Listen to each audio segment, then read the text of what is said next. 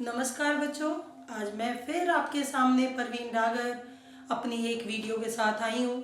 आज मैं व्याकरण ना पढ़ाकर आपको साहित्य का एक पाठ, एक कविता पढ़ाने जा रही हूँ जो लिखी गई है अरुण कमल के द्वारा। और इस कविता की बात करें तो जो आज के ज़माने में हम बात करते हैं तो अपडेशन, यानी रोज़ हम अपडेट होते जा रहे हैं, रोज़ नई नई चीज़ों की तरफ भाग रहे हैं, नए दौर में बड़ी तीव्रता के साथ हम दौड़ रहे हैं। तो उसी के बारे में ये कविता है। जैसे हमारे शहरों में आजकल वातावरण चेंज होता जा रहा है, बदलता जा रहा है, उसी परिवर्तन को लेकर ये कविता है अरुण कमल जी की।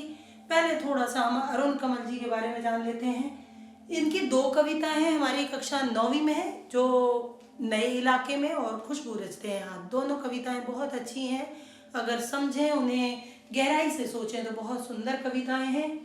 तो नए इलाके में आज मैं थोड़ा सा इसके बारे में बताऊंगी। कवि अरुण कमल हैं इनके, और जन्म इनका बिहार के रोहतास जिले के नासरीगंज में हुआ था। अरुण कमल का जन्म कहाँ हुआ? बिहार के रोहतास जिले के नासरीगंज में हुआ था। तिथि है यानी 15 फरवरी 1954, 15 फरवरी 1954। पटना के विश्वविद्यालय में प्राध्यापक थे। साहित्य अकादमी पुरस्कार मिला था इन्हें, उनसे सम्मानित किए गए, जो कि बहुत कम कवियों को साहित्य अकादमी पुरस्कार मिलता है। रामधारी सिंह दिनकर भी इन्हीं में से एक हैं। पुस्तकों व रचनाओं का अनुवाद करते थे, उसके लिए प्रसिद्ध हुए। जैसे अंग्रेजी से हिंदी में अनुवाद करना या हिंदी से अंग्रेजी में अनुवाद करना, ट्रांसलेशन जिसे कहते हैं। युवा कवियों की कविताएं, जो हिंदी के युवा कवि थे, उनकी कविताओं का इन्होंने बहुत अच्छे से, बहुत सुंदर तरीके से अंग्रेजी में अनुवाद किया है। इनका जो संग्रह है जिसमें 4 कविताएं बहुत अच्छी हैं, अपनी केवल धार, सबूत, नए इलाके में और पुतली। अब मैं आपके समक्ष इसी नए इलाके में कविता को लेकर आ रही हूँ। कविता में रोज रोज, जैसे कि शहरों में आप देख रहे हैं कि बदलाव आ रहा है, बहुत सारी चीज़ें बदल रही हैं, और कहीं इमारतें इतनी ऊंची ऊंची हो रही हैं, और कहीं बिल्डिंग रोज बदलती जा रही हैं, कहीं कुछ है कहीं कुछ है। इस तरह के बदलावों के बारे में इन्होंने बताया है। अब कविता की बात की जाए तो मैं एक बार पहले कविता को पढ़कर बता देती हूँ। इन नए बसते इलाकों में जहाँ रोज बन रहे हैं नए नए मकान, इन नए बसते इलाकों में जहाँ रोज बन रहे हैं नए नए मकान, मैं अक्सर रास्ता भूल जाता हूँ। अब ये कवि कहना चाहता है कि जिस रास्ते के लिए मैं निकला था, उस पर मेरे दिमाग में, मेरे जहन में कई निशान थे, कई नामो निशान। मैं सोच कर आया था कि मैं इधर से राइट मुड़ जाऊंगा, इधर से सीधे हाथ पर मुड़ूंगा, इधर से उल्टे हाथ पर मुड़कर मैं उस स्थान तक पहुंच जाऊंगा, लेकिन उसे ऐसा कुछ नहीं मिला। इन नए बसते इलाकों में जहाँ रोज बन रहे हैं नए नए मकान, कवि यहाँ कहना चाहता है कि जो शहरीकरण है, जो हमारे शहर हैं, वहाँ का रोज का जो औद्योगिकरण बढ़ता जा रहा है, रोज नए नए मकान बनते जा रहे हैं। हम गाँवों में जाएं तो गाँवों में बहुत सालों तक वैसा का ही वैसा रहता है, लेकिन शहरों में हर रोज प्रतिदिन तीव्रता के साथ प्रगति करते हुए शहर बढ़ रहे हैं। हमारे शहर, अब सब लोग शहर की छोटी छोटी कॉलोनियों से निकलकर बाहर जा रहे हैं। कोई कहीं बसने जा रहा है, कोई कहीं बसने जा रहा है, और वहाँ दूर दूर तक नई नई बिल्डिंग बनती जा रही है, इमारतें बनती जा रही हैं। तो उसी में कवि कह रहे हैं कि मैं जो रोज रोज नए नए मकान बन रहे हैं, मैं उनमें रास्ता भूल जाता हूँ। मैं जाता हूँ लेकिन उस रास्ते को मैं भूल जाता हूँ। अब धोखा दे जाते हैं पुराने निशान, खोजता हूँ ताकता पीपल का पेड़। अब यहाँ पर कवि कह रहा है कि मैं उस पीपल के पेड़ को खोजता हूँ, क्योंकि जब हम बहुत दिन पहले जाते हैं तो एक पीपल के पेड़ का निशान लेकर, या यहाँ पर उस खाली घर से मुड़ना है, या एक बड़ा सा घर है उधर से मुड़ना है, ऐसे हम पहचान रखते हैं। लेकिन आजकल के ज़माने में वो पहचान सब खत्म होती जा रही है। अब धोखा दे जाते हैं पुराने निशान, खोजता हूँ ताकता पीपल का पेड़, खोजता हूँ ढहा हुआ घर। ढहा हुआ घर का मतलब होता है गिरा हुआ घर, जो कि बहुत पुराना होकर, जर्जर होकर गिर चुका है। मैं उस पीपल के पेड़ को ढूंढ रहा था, और उस ढहे हुए घर को ढूंढ रहा था जो गिरा हुआ था, और जमीन का खाली टुकड़ा जहां से बाएं मुड़ना था मुझे। कवि कहता है कि मैं उस खाली जमीन के टुकड़े को भी ढूंढ रहा था जहां से मुझे उल्टे हाथ यानी बाएं मुड़ना था। फिर 2 मकान बाद बिना रंग वाले लोहे के फाटक का घर था 1 मंजिला।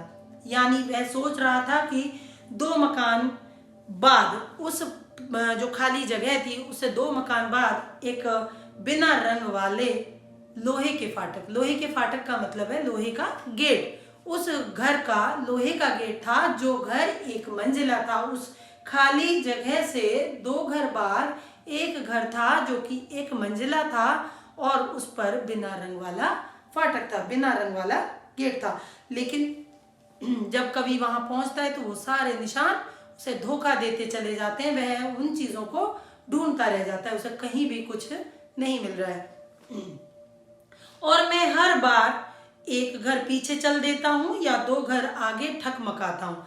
यानी या तो मैं एक घर आगे चला जाता हूँ या फिर 2 घर पीछे ठकमकाता हूँ, यानी पीछे मुड़कर डगमगाते हुए पीछे मुड़कर देखता हूँ कि ये घर तो नहीं है जहाँ मुझे पहुँचना है या फिर ये घर तो नहीं है जहाँ मुझे पहुँचना है। रोज कुछ बन रहा है, रोज कुछ घट रहा है, यहाँ स्मृति का भरोसा नहीं।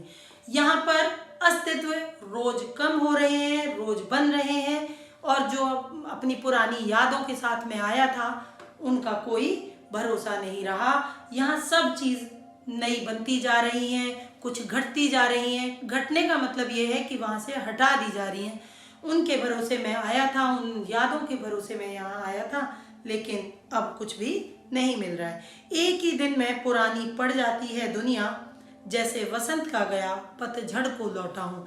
वसंत का मतलब आप समझते होंगे, स्प्रिंग सीजन जिसे बोलते हैं, जिसमें हमारा बहुत अच्छा मौसम होता है, जैसे फरवरी का महीना हम बोल सकते हैं। और पतझड़ होता है हमारा सितंबर अक्टूबर का महीना।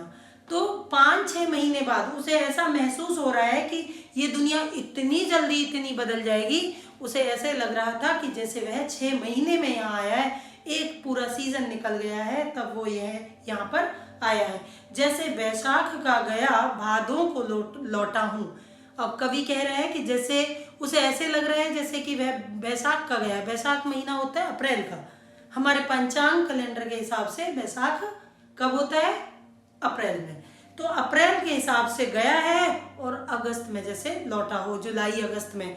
तो उसे ऐसे लग रहा है कि यहाँ जब मैं आया था तो मुझे ऐसे लग रहा है कि मैं कितने महीनों बाद यहाँ आया हूँ, लेकिन ऐसा नहीं था।